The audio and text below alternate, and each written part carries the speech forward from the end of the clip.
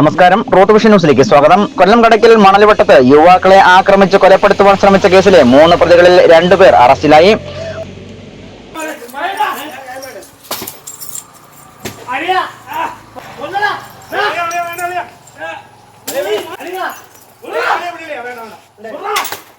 മണൽവട്ടം സ്വദേശികളും സഹോദരന്മാരുമായ ഷൈജുവും റിജുവുമാണ് അറസ്റ്റിലായത്. കഴിഞ്ഞ 25-ന് രാത്രി 10 മണിയോടെ മണൽവട്ടം ബസ് കാത്തിരിപ്പ് കേന്ദ്രത്തിലിരുന്ന ഷംനാദ്, സജീർ, ഉസ്മാൻ എന്നിവരെയാണ് ഇരുമ്പ് കമ്പിയും ബിയർ കുപ്പികളുമായി എത്തിയ റൈജു, റിജു, ഷൈജു എന്നിവർ ചേർന്ന് ആക്രമിച്ചത്.